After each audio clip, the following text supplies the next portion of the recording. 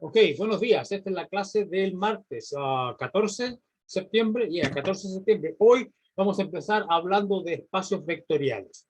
Ok, mañana tenemos clase de ejercicio. Vamos a responder las preguntas de Ethan.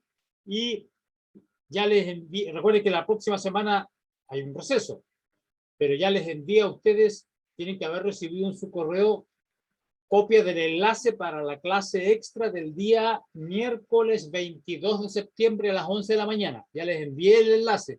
Así que eso lo vamos a hacer la próxima semana, el miércoles, de la próxima. Ok. Entonces hoy vamos a hablar de espacios vectoriales, como digo. Espacios vectoriales.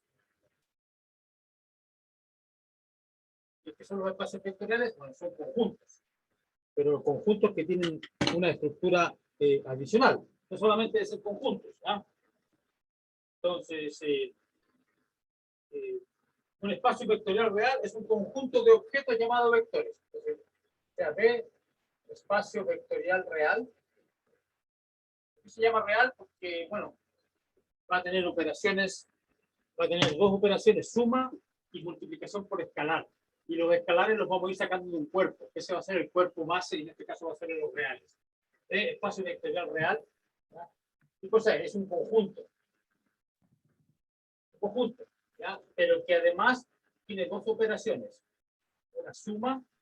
Primero, lo que dice el libro, los objetos de este conjunto se van a llamar vectores. Aun cuando no correspondan a la noción usual que nosotros tenemos de vectores, porque estamos acostumbrados a los vectores en R2 y R3. Entonces, esos vectores, claro, uno sabe que esos vectores tienen un punto base y uno los dibuja con una flecha y la flecha indica en qué dirección están apuntando. Entonces, en los vectores en R2 y R3 tienen, indican una dirección, ¿no es cierto? Como en los cursos de física, que la fuerza tiene dirección y además del tamaño, digamos, el módulo de la fuerza, pero además una dirección, etc. Entonces, esos son vectores, pero son vectores a los cuales estamos acostumbrados con una imagen geométrica. ¿Ya? En general, un espacio vectorial real es un conjunto abstracto que podría contener objetos que no parecen para nada a los vectores de R2 y R3. Vamos a ver entre los ejemplos posibles que las matrices pueden ser considerados como vectores. Y una matriz no se la imagina como una flecha, ¿no es cierto?, que apunta en una dirección. Ok, so, B es un espacio vectorial. ¿Qué cosa? B, espacio vectorial real, es un conjunto que tiene objetos que pueden ser raros, medio raros, no flechas, ¿ya? Pero se pueden sumar. Entonces se llaman vectores y se pueden sumar. Y además existe un punto, pero esto es multiplicación por escalar. No multiplicación entre los vectores. Los vectores usualmente no se pueden multiplicar entre ellos, ¿ya? Entonces este punto hay que tener cuidado con esta notación. Punto es multiplicación por escalar. ¿Cómo se llama escalar? Se llama escalar para diferenciarlo de vector. Y los escalares se sacan de una bolsa y en este caso la bolsa van a ser los números reales. Esto es por los números reales. Multiplicación por escalares. Entonces, digamos, es un conjunto que tiene estructura algebraica. Tiene dos operaciones, suma entre los vectores y además se pueden multiplicar por escalares. Esas son las dos operaciones. Ok, so, es un conjunto, es un objeto algebraico entonces, ¿no? Y obviamente si yo tomo aquí dos vectores, creo que voy a usar la notación del libro, claro que aquí usan negrillas, ¿ya? Entonces yo voy a escribirlo así nomás, P, una flecha, ¿ya? Para indicar que son vectores y no escalares. Si yo tomo dos vectores, ¿ya? Dos objetos aquí, que pueden ser matrices, funcionales, funciones continuas, hay muchos polinomios también van a ser ejemplos de espacios vectoriales, eso lo vamos a ver muy pronto, ¿ya? Entonces, si yo tengo dos vectores aquí, entonces la suma de ellos sigue siendo un vector. Y además, si yo tengo este mismo vector aquí, y tomo un escalar NR, entonces el lambda B también va a ser un vector NR. Aquí tengo la multiplicación a la que me refiero, multiplicación por escalar, lambda por B. Y en el caso de R2 y R3, cuando uno imagina los vectores como flechas que apuntan en dirección, el multiplicar por un escalar, usualmente lo que hace en términos geométricos es, o bien, si el lambda en módulo es mayor que 1, lo que hace es elongar el vector. ¿No? Le incrementa el largo al vector, si este lambda es mayor que 1. Excepto por el signo, claro que si el lambda, por ejemplo, es 2, lo duplica. Ya, si el lambda es 2, duplica el largo del vector, no cambia la dirección, pero si pongo lambda igual a menos 2, entonces el vector apunta en la dirección opuesta. Entonces hay que tener cuidado con esto de la multiplicación por escalar. Pero el módulo puede incrementarle. Y si el lambda es un medio, entonces realmente lo aporta, porque da un vector que tiene la mitad del largo que el anterior, ¿no? Esas son las operaciones típicas de R2 y R3. Ok. Dice, antes de enumerar las propiedades de los vectores en un espacio vectorial, hagamos un par de declaraciones. Primero, bla, bla, bla. Si bien es cierto pensar en R2 o en R3 cuando tratamos con algún espacio vectorial, es frecuente, eso es lo que yo dije hace un rato, es frecuente encontrarse con espacios vectoriales cuya forma es muy diferente de las de estos espacios tan similares como R2 y R3. Esto lo veremos pronto. Una pregunta, los dos vectores que aparecen ahí sería B y U. W. No W es que se ve medio borroso. Ah, se ve medio borroso ya. Vamos a agrandar el... vamos a agrandar el tipo, ¿ya? La letra.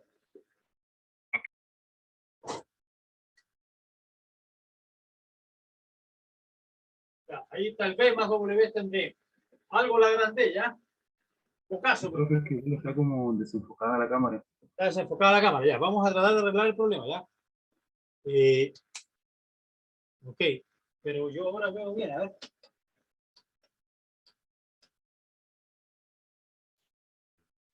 ¿Sigue desenfocado o está mejor ahora?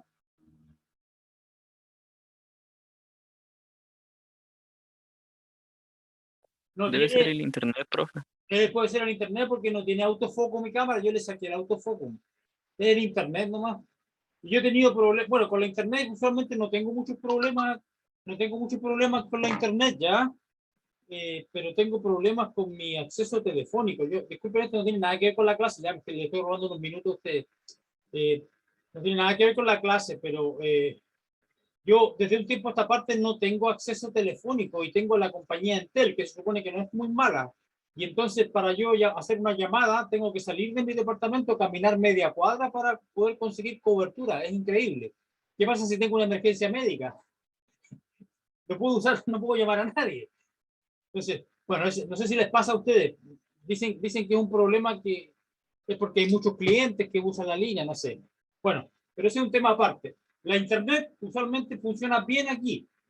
Hasta ahora, digamos, no ha tenido problemas. Y ahora sigue estando borroso. No, yo no. No, profe, ya se ve bien. Ya se ve bien. En todo caso, voy a seguir usando la letra. Sí, ahí se ve. Voy a escribir grande lo más que pueda, ¿ya? Ok, so, all right, so, ¿dónde iba? Oh, ok, dice, ya, entonces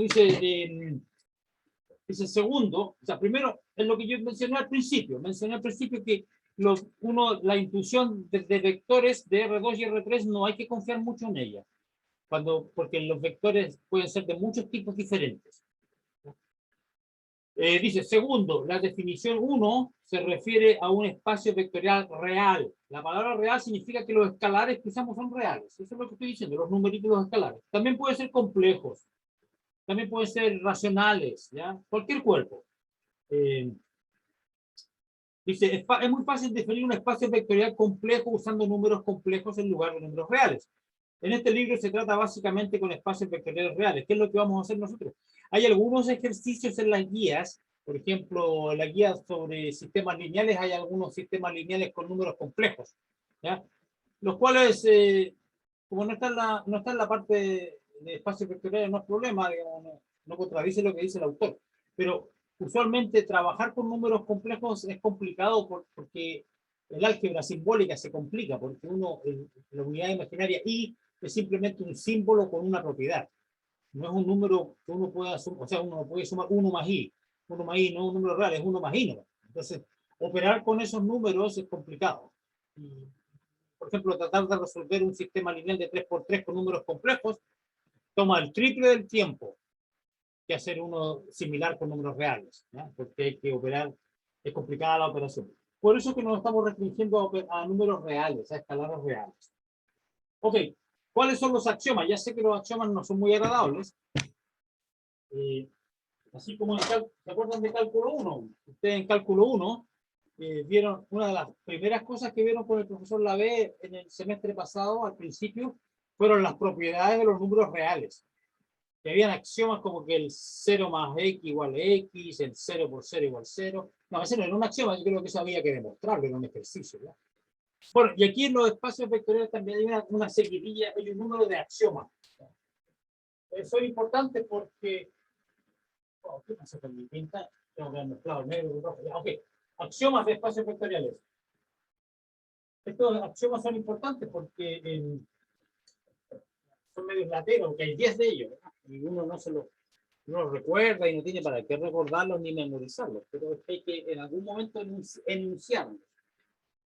¿Cuál es la gracia de discutir espacios vectoriales con este nivel de abstracción? Porque como les digo, el B puede ser contener matrices, polinomios, varios ejemplos hay. Entonces, claro, es una cosa muy abstracta esto, pero es que esa es la parte negativa, digamos, que es muy abstracto, no hay dibujos mentales, imaginación geométrica que te pueda ayudar con este nivel de abstracción. Pero es que esa es la parte negativa. La parte positiva es la generalidad. Es decir, yo no necesito demostrar un teorema para los vectores de R2 y otro teorema para los vectores de R3 y otro teorema para las matrices y otro teorema para los polinomios. No, porque son todos ellos de la misma clase, son espacios vectoriales. Entonces, si yo demuestro un teorema para un espacio vectorial abstracto general, en realidad estoy demostrándolo para varios tipos al mismo tiempo, ¿ya? Varios ejemplos que vamos a ver. Entonces, esa es la gracia. El costo es la abstracción, el beneficio es la generalidad. Se aplica en muchos casos. Si es general, entonces tiene mucha aplicación práctica porque se incluye en varios casos. Entonces, ahí está digamos, lo positivo y lo negativo, el yin y el yang. Entonces aquí veamos el yang, es el yin y el yang. El yin y el yang va a ser la generalidad. Se quita la parte desagradable de los axiomas. Okay, so, axiomas son 10. 1. Partamos por lo más simple. Pero eso ya está escrito ahí. Si B y W. Oh, sorry. Si B y W son dos vectores en B, entonces la suma tiene que estar dentro. Ese fue el primer axioma que está acá. Es decir, que B, el conjunto B es cerrado bajo la suma. 2. Para todo triple, para todo triple de vectores, U, E y W, para todo triple de vectores, se cumple la asociatividad de la suma. Si tengo 3 vectores, entonces da lo mismo como lo sumo yo. Primero si sumo U más B primero y después le sumo el W, va a ser lo mismo que sumar el B más el W primero y después sumarle el U. Entonces existe asociatividad de la suma. Es una de las condiciones mínimas. ¿No? Asociatividad.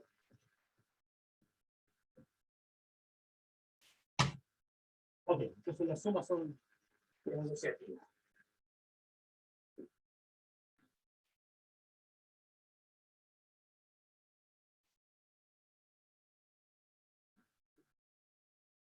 Ok. Así el 2, 3. Axioma número 3.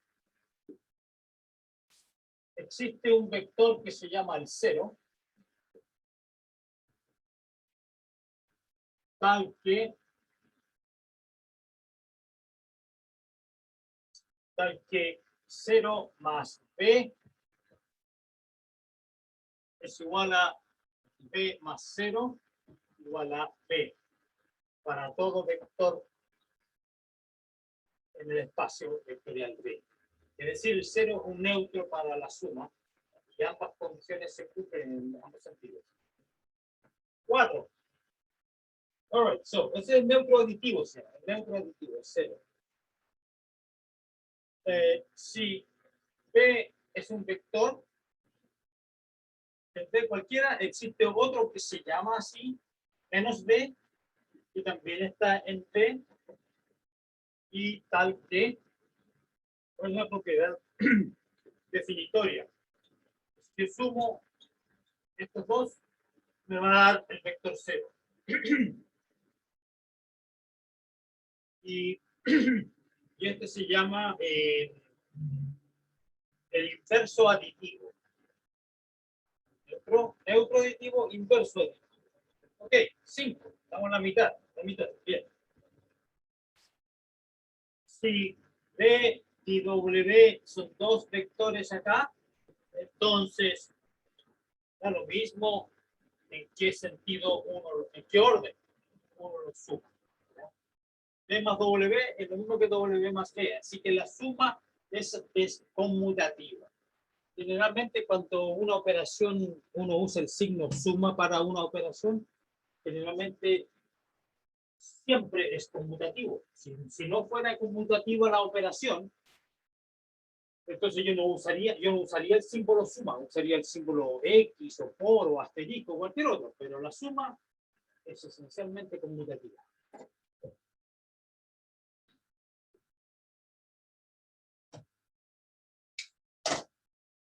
All right, so. Ahí tengo la propiedad número 5. Propiedad número 6. Propiedad número 6. Ok, so. Si tengo un vector aquí, B, y lambda es un escalar, entonces lambda por B está definido, porque sabemos que existe una multiplicación por escalar.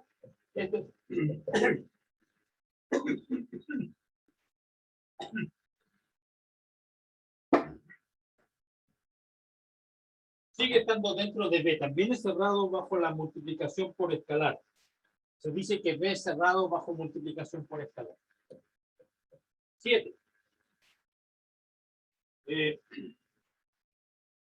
¿Cómo se relacionan la suma y la multiplicación por escalar? Si B y W están en B y lambda es un escalar, entonces vamos a tener una coincidencia entre sumar los vectores primero y después multiplicarlos por escalar, o multiplicar cada uno por el escalar y después sumar el resultado. Así que se distribuye, la multiplicación por escalar se distribuye relativo a la suma. Se llama primera ley distributiva. ¿Habrá alguna segunda? Sí, aquí viene la segunda, porque recuerden ustedes que yo dentro de los escalares yo también puedo sumar, porque este R no es simplemente un conjunto de escalares donde yo aquí podría yo elegir cualquier conjunto abstracto, pero lo que pasa es que este es un cuerpo y también tiene su propiedad de suma. Entonces aquí, ¿qué pasa si yo tengo dos escalares, lambda y mu en R, de un vector? Estoy cambiando las letras que era autor ya. Bueno, ¿qué pasa? Entonces yo puedo sumar primero los escalares y después multiplicar por el vector. Pero también puedo multiplicar el vector por los escalares y después sumar el resultado. Da lo mismo. Entonces aquí, distributividad, primera ley, distributivo con respecto a la suma en el espacio vectorial. Y aquí la segunda ley de distributividad, que el producto escalar es distributivo con respecto a la suma en R. Números. Bien.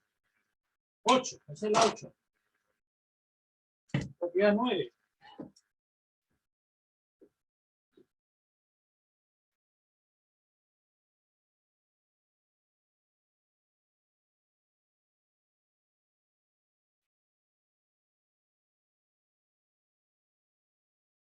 Propiedad 9.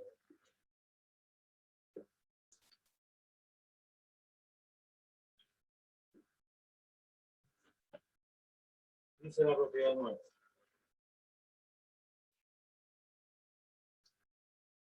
Si B y W son dos vectores, wait a minute, creo que me equivoqué. Necesito solamente un vector. Si B es un vector, y aquí sí necesito dos escalares. Si B es un vector y lambda y mu están en 9, ese es number 9. Ok, si B es un vector, entonces, bueno, yo puedo multiplicar el vector por mu. Eso me da un vector y este lo puedo multiplicar por lambda después. Bueno, es lo mismo que si yo multiplico dentro de R los escalares y después hago el producto por escalar por el vector. Esto se llama la ley asociativa de la multiplicación por escalar. Es asociativa, así como si fuera suma, recuerden que la suma era PU más, aquí en vez de un punto había un más, U más P más W, esa era la asociatividad de la suma de vectores. Esta es la asociatividad del producto escalar. No es exactamente la palabra correcta, es la ley asociativa de la multiplicación por escalar. Estoy exigiendo que esta igualdad se cumpla, ¿ya? Y hay que tener mucho ojo con esta, porque uno dice, claro, es natural, digamos, si yo multiplico el vector por mu y después todo eso lo multiplico por lambda, debería ser lo mismo que multiplicar lambda y mu primero y después por t. Pero esto es una ley, un axioma.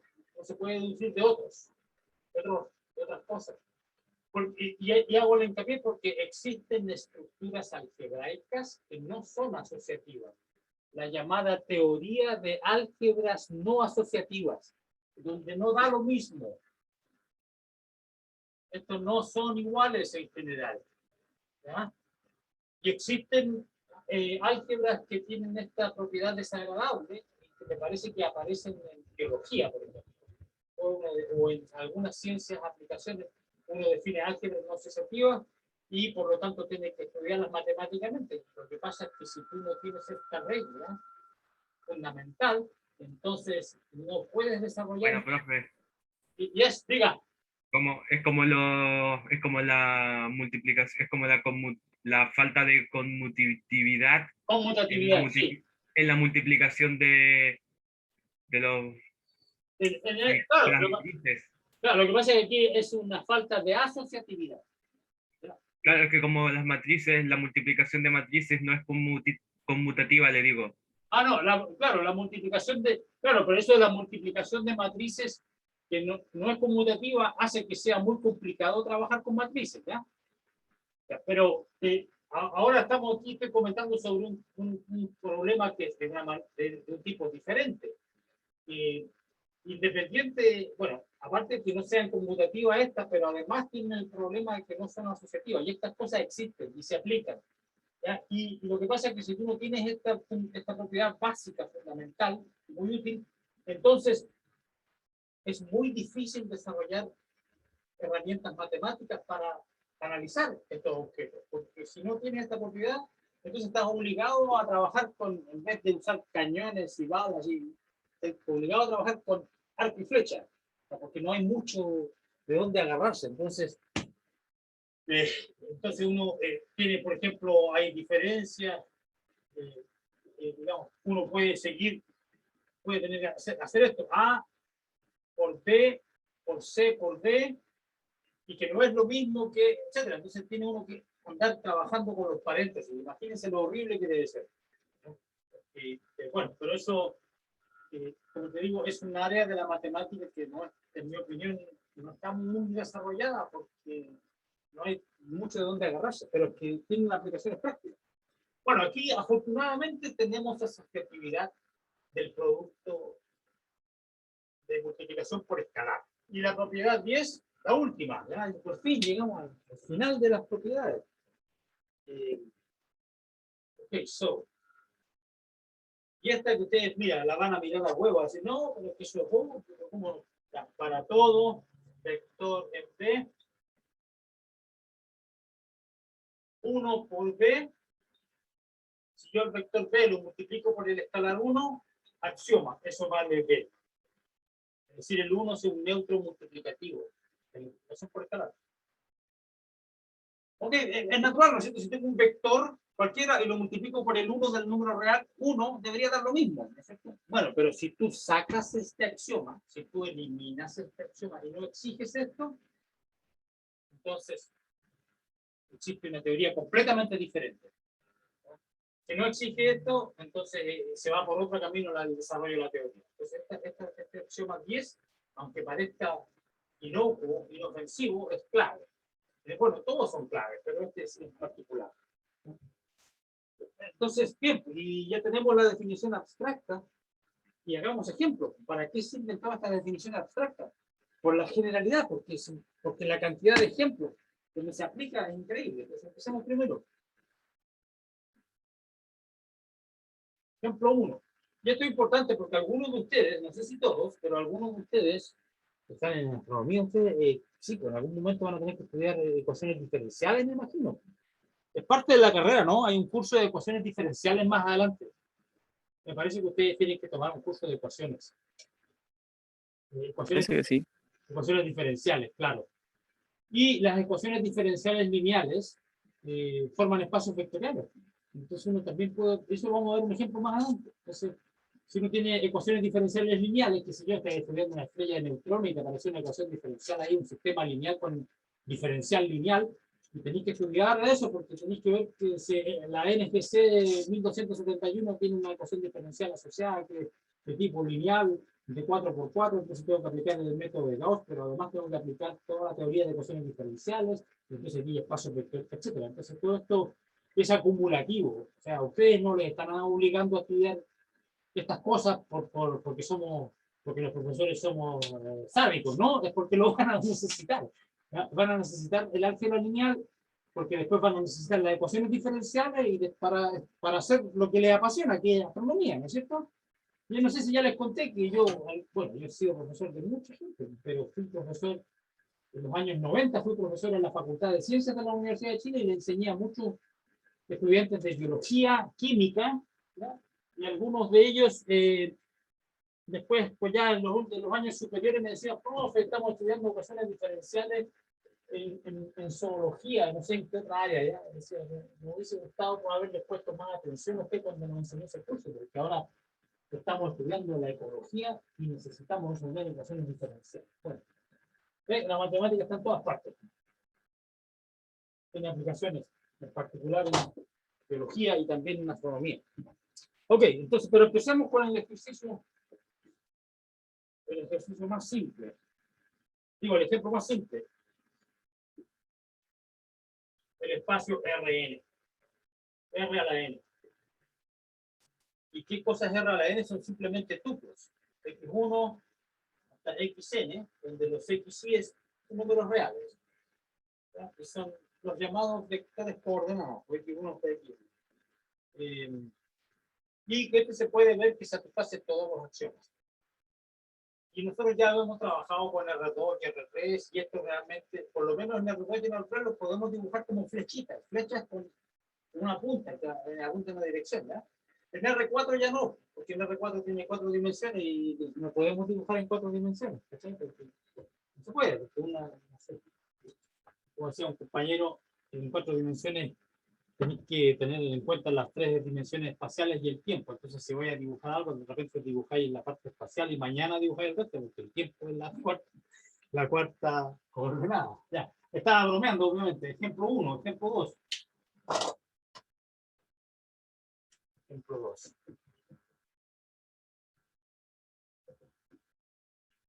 Ejemplo 2. Ok, so. Ya, aquí me dan un ejemplo que no me gusta, el espacio vectorial 0.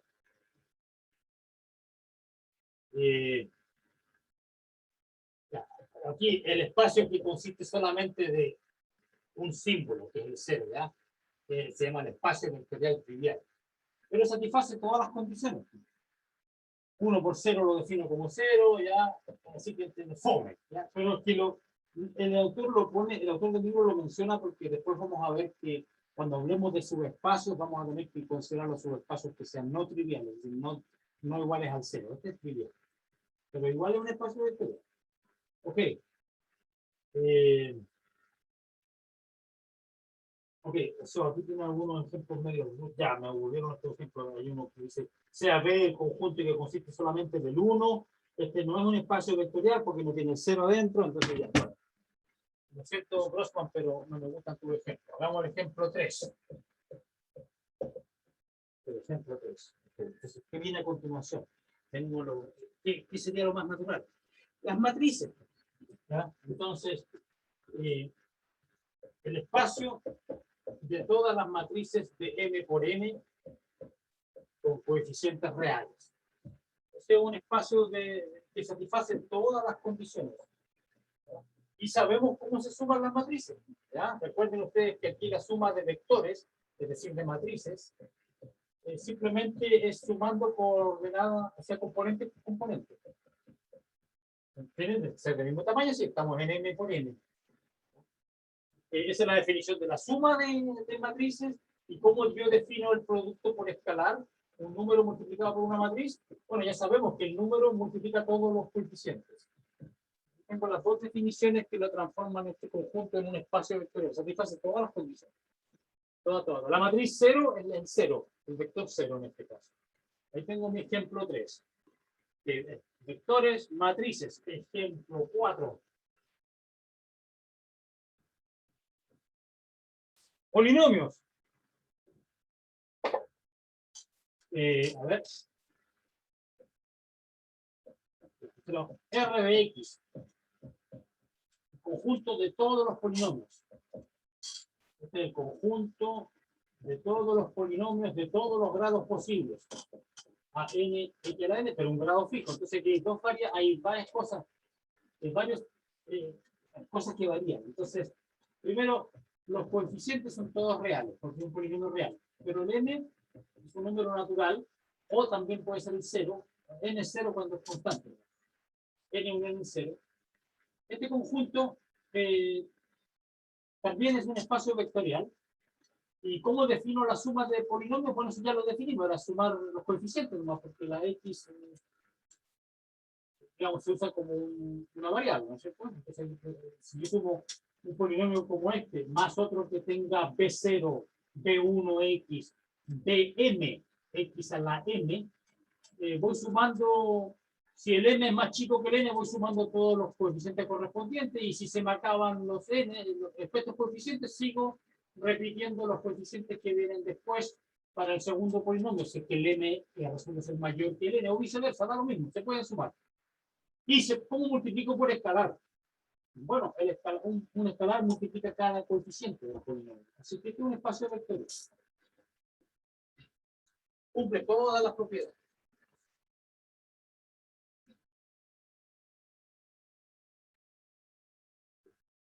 Ok, pero nótese aquí que hay una diferencia de tamaño entre estos dos. Voy a ver si puedo explicar esto. Aquí, todas las matrices que están aquí adentro tienen un tamaño fijo. Son de m por n. N puede ser 50.000, n puede ser 100 millones, pero son fijos estos números, ¿ya? Así que hay muchas matrices aquí, pero de un tamaño rectangular fijo. Aquí, este tiene mucho más la cardinalidad, ¿no? Aquí mucho más, porque aquí el n no está fijo, puede ir variando. O sea, primera cosa, los coeficientes varían en R. Bueno, aquí también, pero estos varían en R, así que ahí no hay diferencia, pero aquí hay diferencia en el hecho que el n y el r están fijos. Este n va variando, va aumentando. Entonces, vamos a ver que la diferencia es que este es un espacio vectorial, cuando hablemos de dimensión, este es un espacio vectorial de dimensión finita, y este es un espacio vectorial de dimensión infinita. Este es más grande, entre comillas.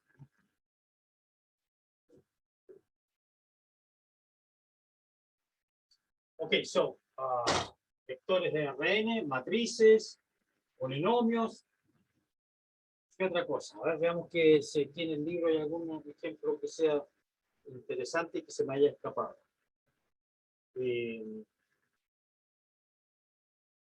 Ok. Yes, esto lo voy a definir, pero cuando veamos subespacios. Entonces yo quiero dar los ejemplos, las funciones. Ejemplo 3, rojo, no rojo, no rojo. Ejemplo 5.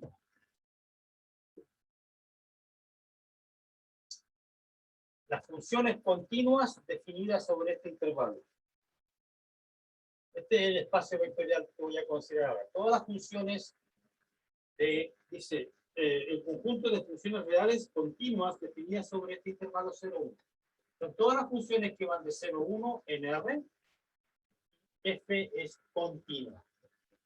Ya sabemos lo que significa ser continuo. En el curso de cálculo 1 ya ustedes conocen las funciones continuas. Las conocieron en el semestre pasado. Estamos en el primer semestre, el segundo semestre. Así que el semestre pasado conocieron las funciones continuas. Y estas son las que están definidas del intervalo 0,1. A ver, ya, pero también es de dimensión infinita, es inmenso. Y es un espacio, ¿y cómo definiríamos la suma? ¿Cómo definiríamos la suma de dos funciones aquí? Tiene que ser el resultado también una función que vaya de 0,1 a R. ¿Ya? Y recuerden lo que yo he mencionado muchas veces ya, que una cosa es definir una suma de funciones y la otra cosa es definir una suma de números. Entonces, ¿cómo está definida esta función? Tengo que decirle qué le hace a todo número, a cada número real. So, ¿qué va a hacer esto? Va a ser definición, esto es f de x más p de x.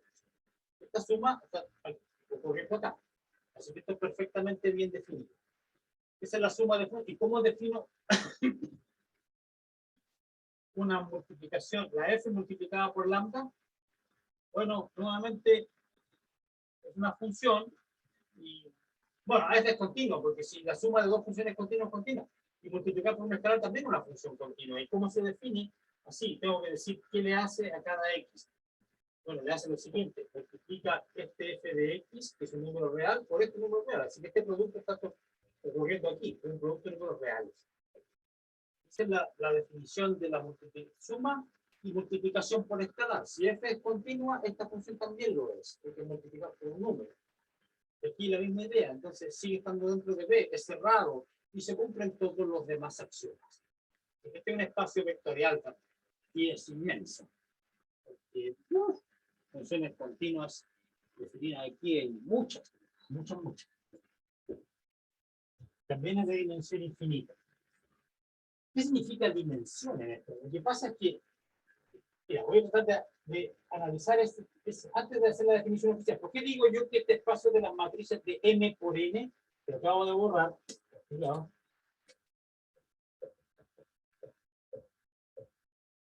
¿por qué digo yo que es de dimensión finita? Lo que significa eso es que lo que yo estoy afirmando cuando digo dimensión finita es simplemente lo siguiente, de que lo que yo estoy diciendo es que existe una cantidad finita de matrices especiales aquí adentro, usando las cuales yo puedo generar todas las demás con las operaciones de suma de matrices y multiplicación por escalar. Con estas dos operaciones.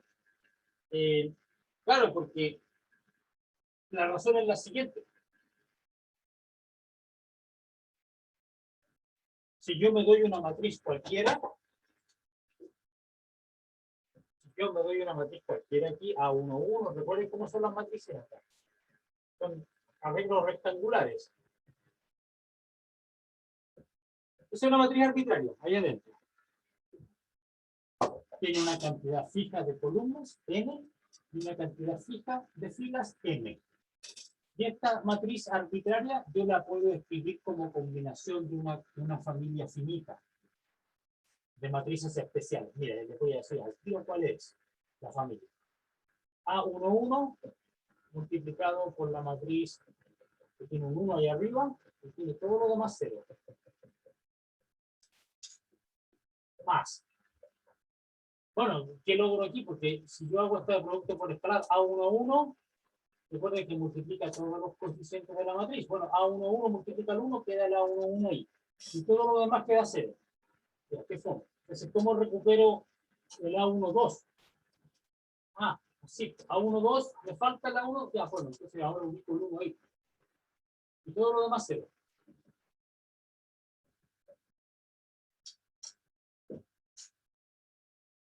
Ya. ¿Y cómo obtengo los demás? Bueno, ustedes ya ven lo que va a pasar. A11, A12, etcétera. A1N, este de la primera fila al último, lo obtengo simplemente poniendo el 1 ahí y todo lo demás 0. Ahí estoy listo con la primera fila. ¿Y qué pasa con las otras filas? Bueno, que la idea de ustedes ya ven que es la misma, porque tengo A21, etcétera. Entonces aquí viene A21, multiplicado por matriz, 0, 0, 0, 0. Aquí tengo un 1 ahí, y todo lo demás 0. ¿Ya? Y etcétera. Y así. Y este último, ¿cómo obtengo el último? El último aquí, la última chipada del mate, ese que está ahí lo obtengo con multiplicándolo todo, ese por la matriz que tiene un 1 ahí.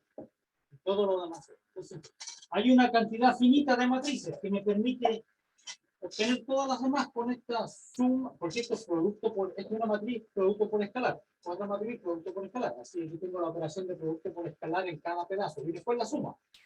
O sea, estoy combinando las dos operaciones, suma y producto por escalar, las combino, y usando ciertas matrices especiales, yo puedo generar todas. Y esta es una cantidad finita, y vean la cantidad, este 1, lo que pasa con este es la matriz 0 que tiene un 1 que se va moviendo. Este 1 está aquí, después pasa acá, y después se sigue moviendo hasta que llega hasta aquí al final, y después dice, voy a bajar al próximo piso, y empieza a moverse acá, y así. Entonces, el 1, ¿cuántas veces se mueve? Aquí tiene n posibilidades para moverse, en la segunda fila tiene otras n, y hay m. Entonces, el número de matrices es m por n.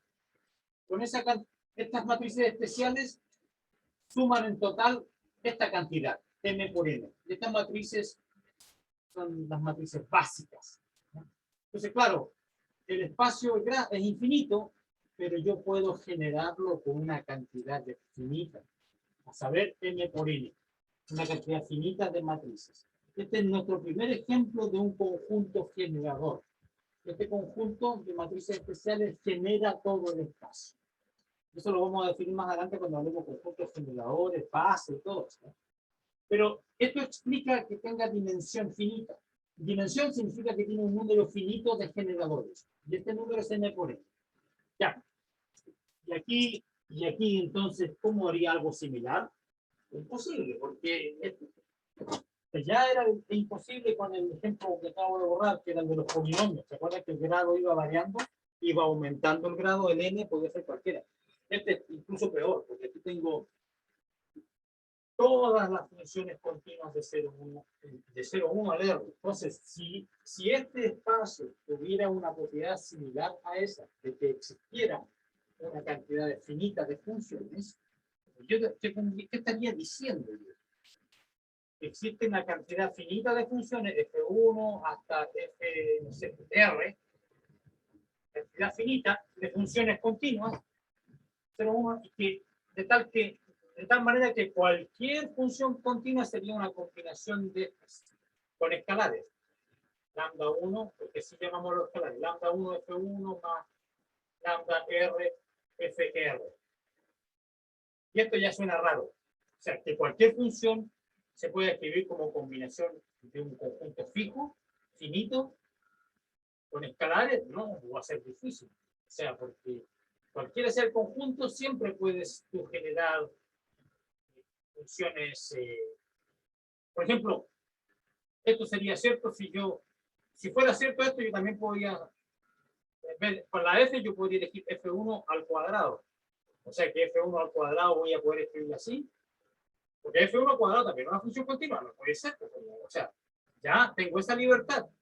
Ya capaz que puedas encontrar escalares que hagan eso. ¿Qué pasa si ahora me voy al porcino y escribo aquí multiplicado por f2 a la cuarta?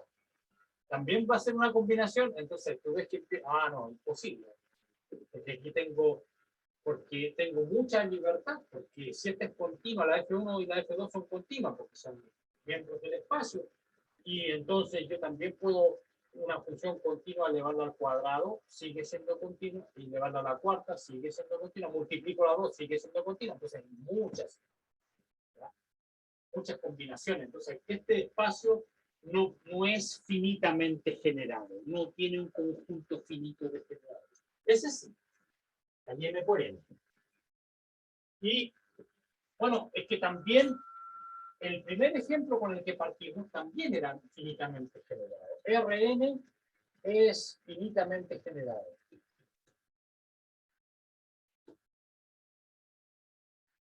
Porque yo cualquier vector lo puedo escribir como una combinación lineal. O sea, multiplicando por escalares y sumando. Lineal significa suma de vectores, multiplicación por escalares. Este vector yo lo puedo escribir como combinación de unos vectores bien especiales, fijos. Es como el análogo de esta situación. Más x2, 0, 1, 0, 0, más. El último es xn, 0. Claro, es finitamente generado y el conjunto generador finito es estos vectores. Estos se llaman los vectores canónicos o vectores de la base canónica. Cuando definamos base, este va a ser un ejemplo. Así que Rn es finitamente generado. Pero R de X no. R de X no, porque aquí tengo todos los polinomios de todos los grados. ¿Ya? Todos los grados posibles. Entonces, si este fuera generado por una cantidad finita de polinomios, ¿ya? Entonces, R de X, si fuera generado por una cantidad finita, significa que todo polinomio yo podría escribirlo como combinación de escalares por estos polinomios fijos. Pero que, ¿cómo va a ser posible si es una cantidad fija? Y entonces la familia de los grados va a ser fijo. O sea, aquí hay uno de estos que tiene el grado más grande posible entre ellos, pero yo siempre puedo hallar un polinomio que tenga grado superior a cualquier cuota. O sea, si tiene grado 50, yo puedo elegir aquí o sea, si tiene mayor grado, es grado 5, por ejemplo, grado 8, hasta el máximo grado 50, yo puedo elegir un polinomio de grado 51 y ahí sonaste, porque esto te va a dar a lo más de grado 50, porque son escalares, entonces no puedes generarlos por una cantidad finita de polinomios que tiene dimensión infinita. Pero si yo considero el ejemplo, ya se me olvidó el número 8, parece, ejemplo 8, yo voy a considerar este conjunto de P sub R en todos los polinomios, ¿verdad? Pero donde el grado es a lo más R. Así que estoy fijando el grado.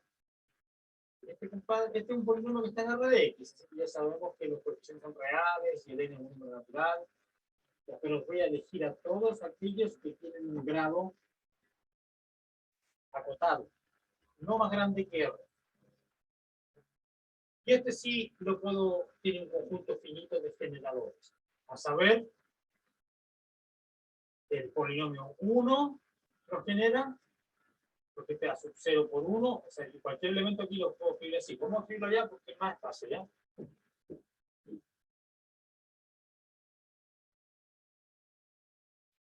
Ese es un espacio vectorial. No, eso tengo que verificarlo, porque este es un ejemplo de espacio vectorial. ¿Cómo va a ser un espacio vectorial? Entonces, antes de hablar de los generadores, verifiquemos que es un espacio vectorial. Bueno, es que lo que pasa es que sigue teniendo la misma suma. Ya sé cómo sumar polinomios. Ya mencioné cómo sumar estos polinomios, cómo multiplicarlos por escalar. Entonces aquí las operaciones son las mismas. Lo único que cambia es que acoté el grado. ¿Y por qué es un espacio vectorial? ¿Será cierto que es cerrado bajo la suma? Claro, porque si yo tomo un polinomio que tiene grado a lo más x a la r, por lo tanto ya no hay más a partir de x a la r. Es que claro, lo que pasa es que aquí estoy tomando los polinomios de grado n, cualquiera, y la única condición es que no sea más grande que el r. ¿Ya? Y aquí voy a tomar otro. Con la misma propiedad de 0, de m, x a la n, ¿ya? Y aquí el m también es menor o igual que a. Si yo sumo dos de estos, bueno, me va a dar un polinomio a0 más b0, más a1 más b1, x más, aquí va a quedar, no sé, s. ¿Ya? Bueno, no pongamos. La base es que voy a tener que suponer, voy a tener que casarlo con una elección n o ln, ¿cuál es más chico? Ya, supongamos que si el n es más chico, suponer si n es menor o igual que n, y ambos son menor o iguales que n, entonces aquí voy a hacer que el n es más chico, entonces en algún momento se me van a acabar los a's, desde aquí, y después ya no hay más a's y entonces viene el siguiente, el b solito, porque ya se murió el a, ya no hay a n más 1, es 0. Y viene b a la n más 1, x a la n más 1, hasta que yo llego a donde debo llegar, que es el m. ¿Ah? Eso me va a dar esa suma. Diría, bueno, pero ¿qué es? Entonces aquí, como el m es más grande, sigue teniendo grado m, y el m todavía es menor o igual que m. Así que quedo dentro, es cerrado bajo la suma. ¿Verdad? Así que este es también un espacio vectorial, pero este sí tiene una cantidad finita de generadores, porque acoté el grado, este no tenía una cantidad finita de generadores, porque hay muchos, el grado crece, aquí el grado no crece, está acotado, además es R. ¿Y cuáles serían, cuáles son los generadores? Cualquier polinomio de grado a lo más R, que lo puedo siempre escribir así, si tiene grado estrictamente más chico que el R, le elijo a R igual a 0, ¿no? Ya se acabó. Pero cualquier polinomio de grado R se puede escribir así, y este efectivamente es una combinación de una cantidad finita. Escribámoslo con detalle, ¿ya? A1 por X más a R por X a la R. Entonces el conjunto que genera es este. 1, X, ahí, esa cantidad finita, con esa cantidad finita de polinomios, pues genero todos los demás dentro de este espacio. Entonces aquí, en el caso de las matrices había m por n. Aquí no, porque hay r más 1. Claro, ¿por qué más 1? Porque parte aquí, este que era 0. 0, 1, entonces r más 1. Tiene r más 1 generadores, pero una cantidad finita. Eso es lo que importa. Y que ese tiene dimensión finita. Este va a aparecer varias veces más adelante y en la guía también aparece. En la guía de ejercicio. Ahí tengo ejemplos de espacios vectoriales. Todavía no me aburro, me faltan más ejemplos. ¿No? Que viene aquí ahora a continuación, capaz que tiene el libro un poco más sofisticado, a ver. Ya, pero aquí chicharrones. Hagamos algo más que esté a nuestro alcance, ¿eh? O sea, que sea suficientemente complicado para nosotros. Okay, ya tengo ese. Funciones ya las tengo, las matrices también las tengo. Ok, y aquí hay un ejemplo más raro, ¿ya? No, con eso basta, pero el que quería yo dar es el siguiente. Ejemplo PIS, este es el 9. Creo que es el ejemplo.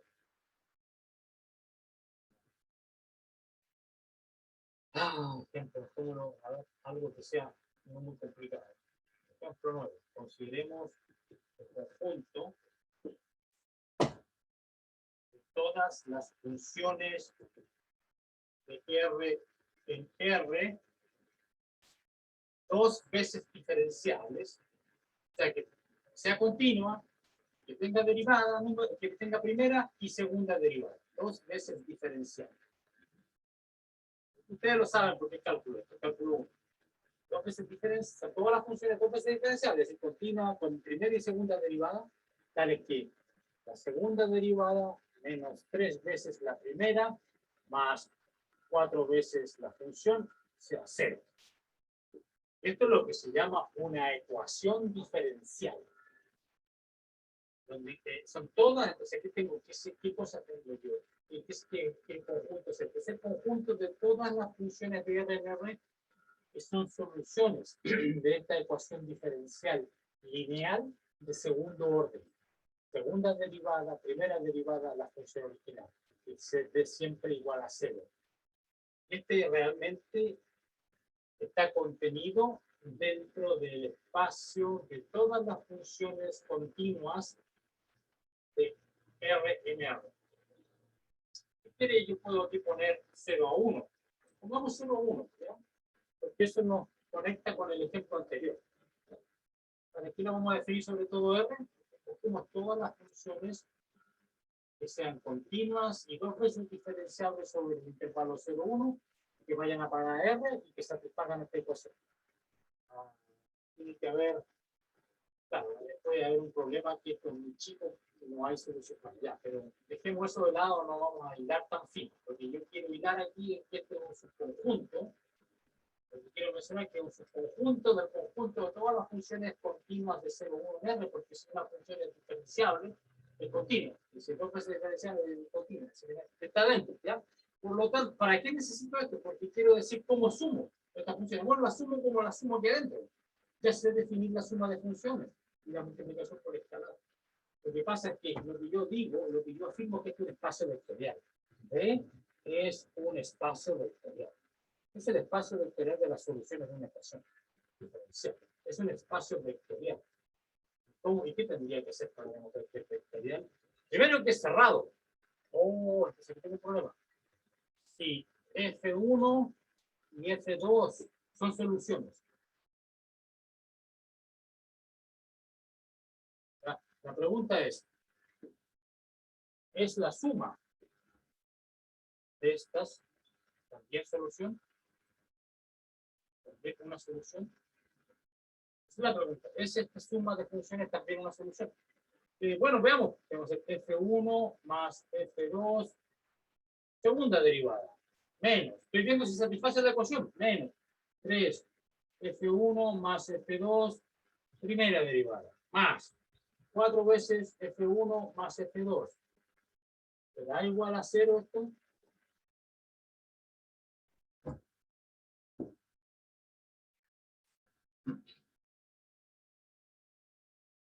Veamos si eso no es. Ok. Bueno, pero lo que pasa es que la derivada de una suma es la suma de las derivadas. Y si lo repito y lo derivo una segunda vez, sigue siendo cierto. La derivada es un operador lineal. Entonces, eso que está a la izquierda, lo puedo escribir así.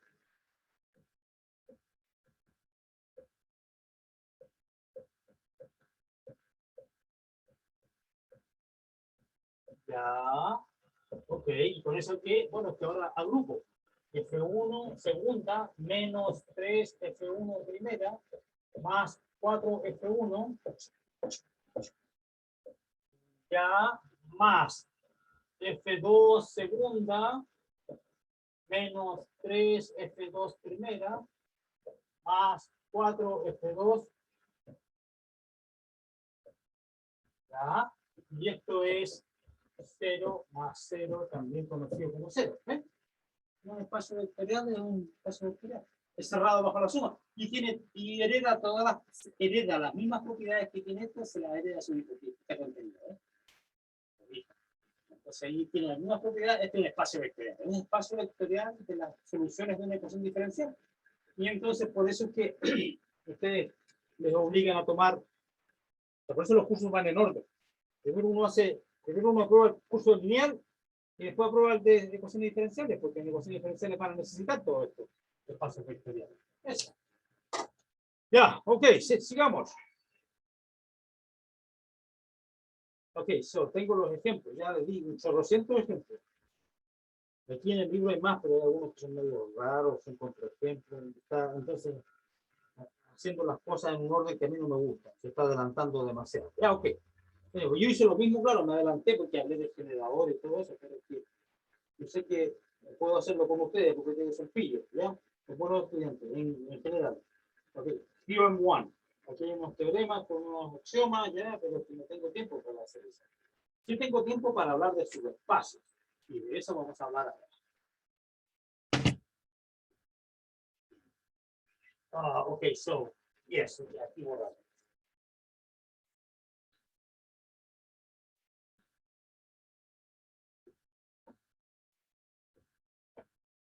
Okay.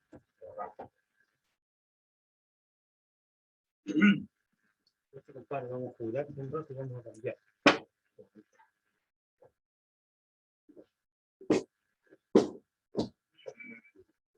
Bien, excelente.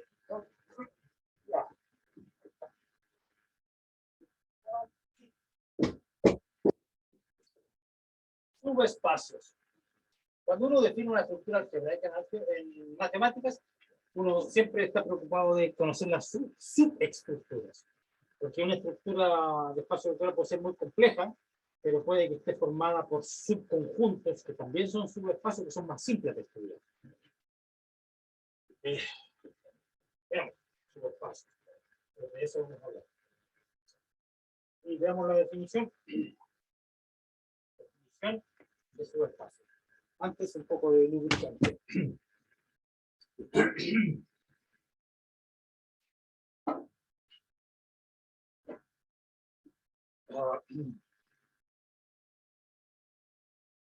Ok, aquí lo defino de la siguiente manera. Un subespacio U. Yes. Lo defino de una manera, ya viene, me gusta la manera de esa. Un subespacio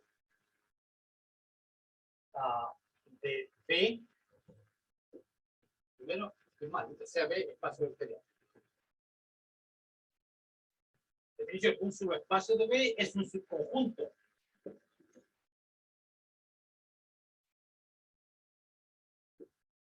Le vamos a llamar U. Esto significa contenido posiblemente igual. Un subespacio de B es un subconjunto U, B, tal que yo a este subconjunto, como es un subconjunto dentro de B, aquí yo puedo sumar dos vectores. Entonces, la operación de suma la puedo restringir. Tal que U, por la suma que está definida sobre todo B, se la restringo a los elementos o a los vectores en U. Y por la multiplicación por escalar que está definida sobre todos los vectores de B, se la restringo a U, tal que este es un espacio vectorial por derecho propio. Es un espacio vectorial. En particular, tiene que satisfacer, es decir, satisface los 10 axiomas. En particular, tiene que ser cerrado. Porque cerrado bajo la suma, porque esa es una de las condiciones de ser espacio vectorial. ¿No? Entonces, el U, si yo tomo dos vectores de aquí y los multiplico y los sumo, y también si tomo un vector acá y multiplico por escalar, también tiene que estar adentro. Entonces, ya. Entonces, teorema. U contenido en B es subespacio. Sí, solamente sí. Lo siguiente se cumple. Para todo U sub 1, U sub 2, en U, lambda en R arbitrario.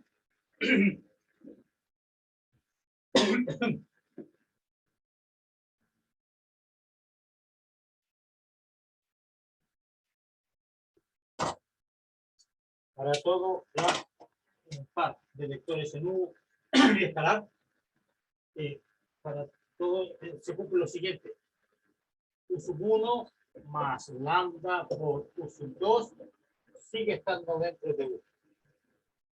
Es decir, que el conjunto U es cerrado bajo suma de vectores en U y multiplicación por escalar. Ese es equivalente a hacer un subespacio. Veamos por qué. Si este subconjunto U es un subespacio, entonces satisface los 10 axiomas de la lista, ya esa que vimos hace un rato. Si satisface los 10 axiomas, entonces, y yo tengo dos vectores en U, la suma tiene que estar dentro de U. Así que esto se cumple con lambda igual a 1. La suma está dentro. Como también cumple con la propiedad número 7, 8, de que está cerrado bajo la multiplicación por escalar. Yo tengo cualquier vector aquí, un sub 2, y lo multiplico por lambda, eso también está dentro. Bueno, pero si está dentro y esto también, la suma está. Entonces, claro, en una dirección es fácil. Y en la otra, también hay que verificar, no voy a hacerlo, ¿ya? Pero si yo tengo esta propiedad, tengo que verificar que se cumplen las 10 propiedades, las 10 axiomas. Bueno, los axiomas de la cerradura bajo la suma y multiplicación por escalar son obvios, porque si yo quiero ver que es cerrado bajo la suma, elijo lambda igual a 1. Yo sé que, esto es, que la suma está dentro, entonces cerrado bajo la suma. Si, para ver que es cerrado bajo la multiplicación por escalar, elijo este igual a 0. Ajá, pero entonces, ¿qué? Un momentito, entonces para que sea subespacio yo necesito que no tenga el 0. Oh. Entonces, lema, antes del teorema, se me corrigió. Lema. Bueno, es que lo que pasa es que, mira, hagamos lo siguiente. Entonces lo que yo quiero decir es que si el U es un subespacio, necesariamente tiene que contener al vector 0. Si U es un subespacio de B, entonces el 0, que es el 0 del espacio completo, realmente tiene que estar dentro de U. Y yo puedo demostrar esto con esta propiedad solamente. ¿Por qué? Demostración.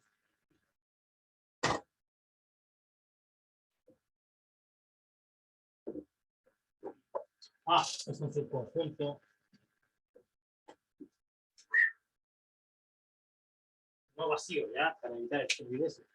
Es una trivialidad, ¿ya? Un subconjunto no vacío. Entonces, como el U es no vacío, existe un vector U dentro del U. Por lo tanto, como es cerrado bajo la multiplicación por escalar, ¿verdad? Entonces yo puedo poner el lambda igual a 0. 0 por este U tiene que estar dentro de U. Y el 0 por U vale 0, porque esto es 0 más 0. U, esto es 0 por U más 0 por U. Entonces estos son iguales, por lo tanto tiene que ser el vector 0. Aquí se está dentro de U. Entonces, claro, pero ojo, al revés no. O sea, si el U es un espacio, debe contener el 0, pero si un conjunto contiene el 0, no tiene por qué ser subespacio, ¿ya? Si U contiene al 0, no basta para que sea subespacio, no basta para que sea subespacio. Si contiene al 0, no basta para que sea subespacio. A ver, hagamos un ejemplo. U en R2 que contenga el 0 y el vector 0, 1. Ya, es medio forzado este ejemplo, tiene dos vectores 90, 0, 0 y 0, 1. Este contiene 0, pero no es subespacio porque ni siquiera es cerrado bajo la suma. Porque si este lo sumo consigo mismo, me da el 0,2 que no está dentro. Así que viste ahí. Pero bueno, vamos a ver ejemplos más adelante de conjuntos que incluso son cerrados bajo la suma. No tiene por qué ser subespacio, ¿no? Hay muchos. Ok, pero esta es la definición de subespacio. Y este teorema no lo voy a demostrar, pero lo vamos a usar un montón, porque para verificar que un subconjunto es un subespacio, vamos a verificar simplemente que esté cerrado bajo la suma y el producto por escalar, verificando ambas propiedades simplemente con esa única expresión. Ver que U sub 1 más lambda U sub 2 siempre está dentro de U, cuando el U1 y el U2 están dentro de U. Esa va a ser nuestra manera de verificar que un conjunto es un subespacio. Ya, entonces veamos nuestro primero subespacio. El primer ejemplo de subespacio en R2, por supuesto. Lo más simple, ¿ya? Subespacios de R2.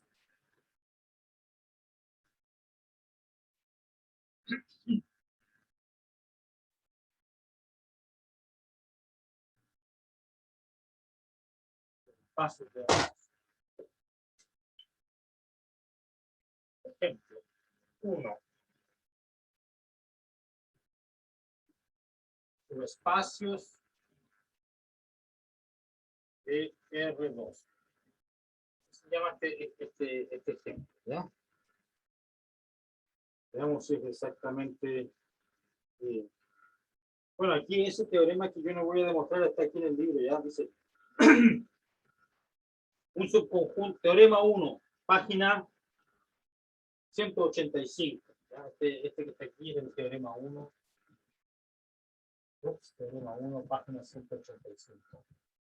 Eso dice, un subconjunto no vacío U de un espacio vectorial B es un subespacio si las dos reglas de cerradura valen.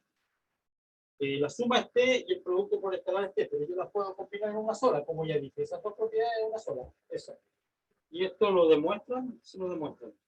Demostración. Para demostrar que para demostrar que U es un espacio vectorial, debemos verificar los axiomas 1 a 10. ¿Ya? Entonces eso no lo vamos a hacer. Es muy tedioso, no es difícil, es tedioso. Ok. Entonces solamente lo que queremos hacer algunos ejemplos. Subespacios de R2. Ya ¿se acuerdan que les mencioné que todo subespacio, en todo espacio vectorial, o sea, digamos, ya vimos un ejemplo, el trivial, ejemplo 2, que decía, cuando yo empecé con los ejemplos de espacios vectoriales, dije el P igual a 0, y contiene solamente a 0, es un espacio vectorial, pero medio fome, porque es trivial, es un solo vector. Ya, pero este hay que considerarlo, es un subespacio. A propósito, para indicar que es un subespacio, yo voy a usar el signo menor o igual, no el de contención. Si uso el de contención, estoy indicando que es un subconjunto. Con el menor o igual, estoy indicando que es un subconjunto que al mismo tiempo es un espacio vectorial con las operaciones definidas en el espacio ambiente, R2, la suma de vectores. Sí, porque aquí el solo vector, lo sumo consigo mismo, sigue siendo el 0, 0. Si lo multiplico con escalar, sigue siendo el 0, 0, fome.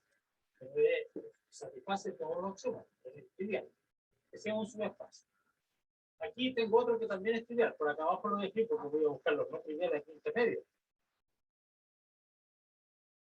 Todo.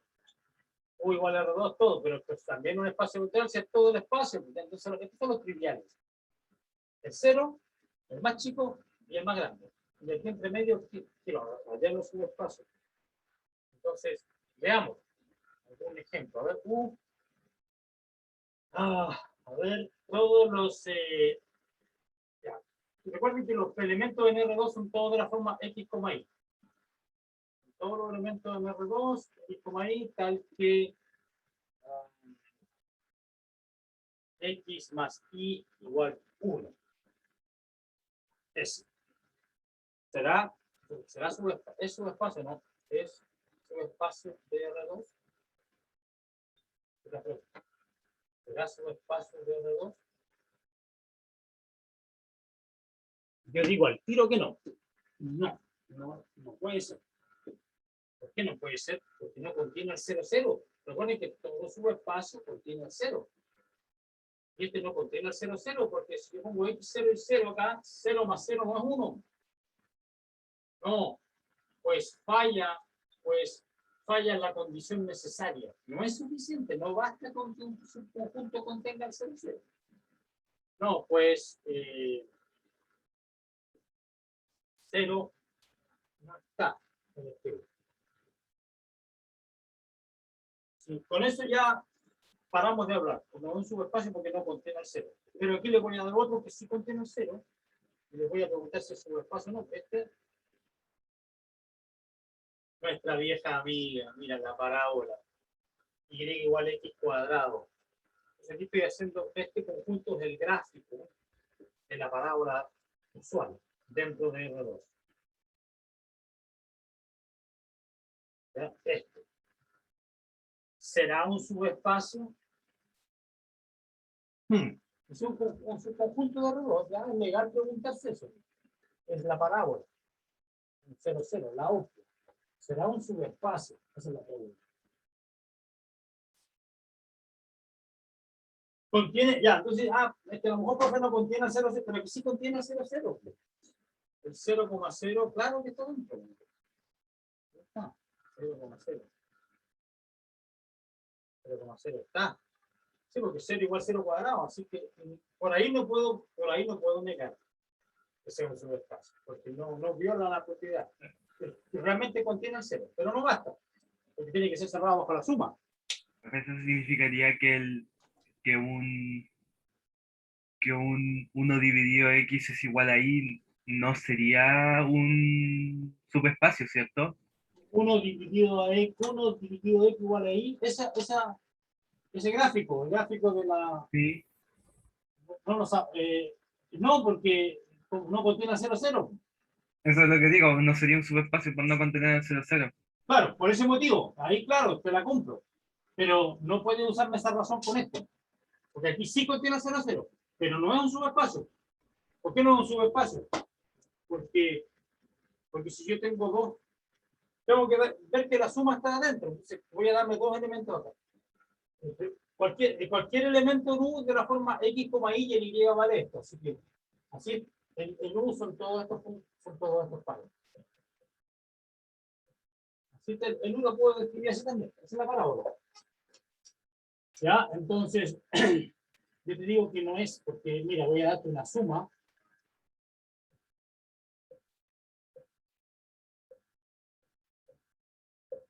¿Ya? Y entonces, ¿qué me va a dar acá? Necesito, es la suma de los vectores en R2 nomás, y se suman componente por componente. Aquí tengo un elemento, este está en U. También está en U.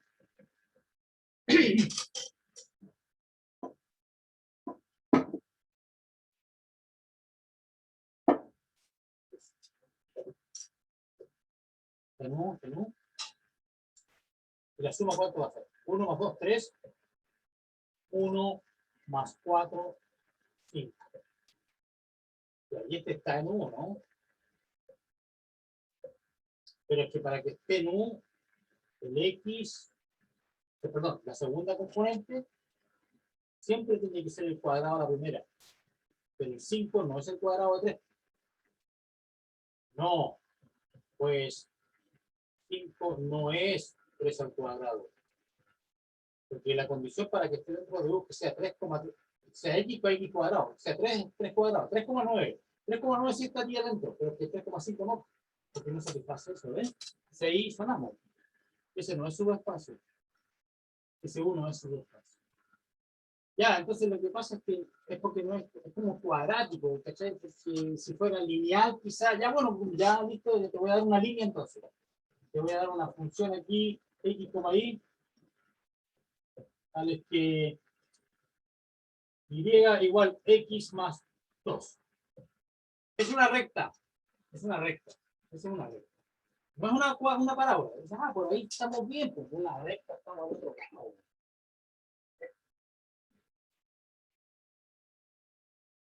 Es una línea recta, sí, tiene pendiente 1.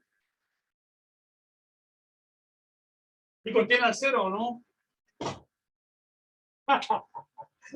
Sonamos. No duramos nada. Esta es una recta. Hago el dibujo, ¿se acuerdan del dibujo? Cuando el X vale 0, o cuando el X vale menos 2, pasa por 0. Cuando el X vale 0, pasa por 2. Empieza recta, una recta.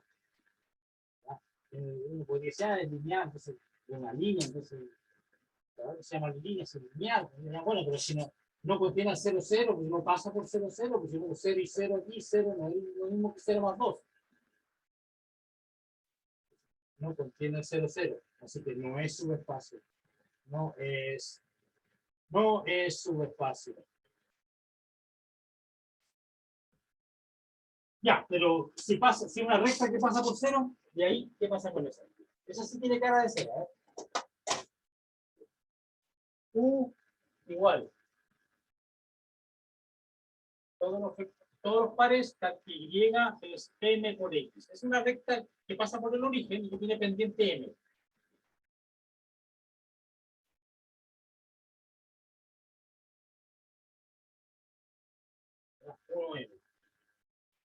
Cuando el X vale 1, el Y vale M. Este sí es un subespacio. Claro, porque todos los puntos acá, ¿de qué forma son? Son todos de la forma X, Y, ¿cuánto vale? MX. Estoy variando. Si yo tengo 2 puntos, me doy 2 puntos aquí. Ahí hay uno, y aquí hay otro. Si lo sumo, ¿cuánto me da? X1 más X2, y aquí tengo MX1 más MX2. Es lo mismo que MX1 más X2. Factorización. Y el segundo será M veces el primero. Sí, claro que es, porque el segundo es M por el primero. Así que esto está dentro de U. Es cerrado bajo la suma. Y si le pongo un escalar aquí, no me hace daño. Porque si pongo un lambda, va a quedar lambda X2 y lambda X2 aquí, y el M1 lo voy a poder factorizar, etcétera, etcétera. Así que este sí. Entonces, los subes. Aquí está la data. Los subespacios de R2 son 0, todo R2 y las rectas que pasan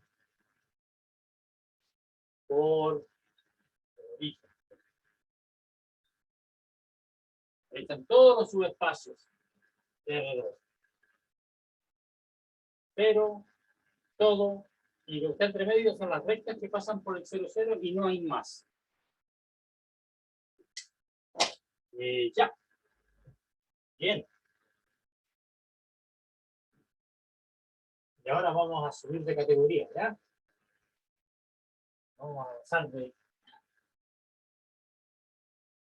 la habitación del primer piso a la suite presidencial, ¿ya? Estoy hablando de hoteles, ok, ejemplo 2. Ejemplo 2. Subespacios de R3.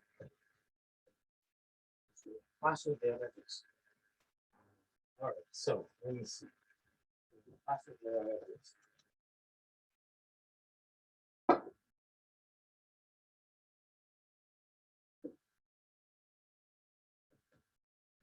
Los triviales.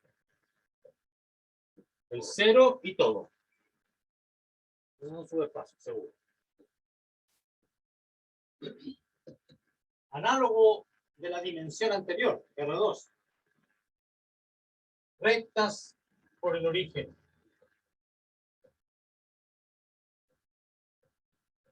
Claro que el origen ahora no tiene 3 ceros. 0, 0, 0, 0. Rectas por 0, 0, 0. ¿Y cómo son estas rectas? Si yo tengo una... ¿Te acuerdas de las ecuaciones de las rectas? El X era X0 más AT, Y igual Y0 más BP, Z igual Z0 más CT, donde el A, B, C era el vector director de la recta, y X0, Y0, Z0 era un punto sobre la recta. L le llamé, y ahora se llama U, porque lo estoy viendo como subespacio, pero la L tenía esas ecuaciones paramétricas, es decir, ninguno de estos A, B, C era 0, existían las ecuaciones simétricas. ¿Se acuerdan? Esta era la dirección de la recta. Este es un punto sobre la recta. Ya, bueno, pero para que, entonces, ¿cómo son? Entonces, si yo tengo este N y lo veo como subespacio, ¿cómo son los puntos acá? Son de esta forma. X0 más AT, Y0 más PT, Z0 más CT. Ya, bueno, pero, etcétera. Aquí el T es el parámetro que varía. El T es lo que varía. Ahí se cubre toda la recta. Pero primero, para que sea un subespacio, tiene que pasar por el 0. Porque es una condición necesaria para hacer subespacio. Pasa por el 0, 0, 0. Es decir, si yo pongo el T igual a 0, o sea, tengo que hallar algún T de manera que me dé 0, 0, 0. Entonces, bueno, y ahí veo que este X0, si no es, a ver, ¿cómo lo puedo decir? Necesito que pase por el 0, 0, 0. Esta es la recta general, ¿ya? Esta es la recta arbitraria. Y yo lo que digo es que para que sea subespacio es preciso que pase por el 0, 0.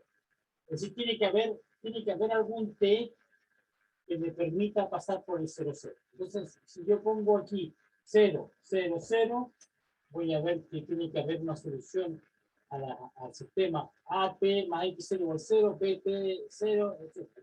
Después verifica que el X0 y Y0, 0, 0 tiene que ser 0. Ya, ok. De ahí no puedo pasar mucho tiempo en eso, ya, pero entonces la recta va a ser necesariamente del tipo 0, 0, 0, y aquí tengo A, P, P, P, entonces va a ser todos los vectores de la forma B por T. P en R. Son las rectas que pasan por el origen con dirección B. Esas son sus rectas. Y ese, entonces tengo 0, todo y las rectas. Pero que en R3 tengo 3 dimensiones, hay mucho más espacio. Entonces, tengo otros subespacios dentro de R3. Ahora se aumentó la cantidad.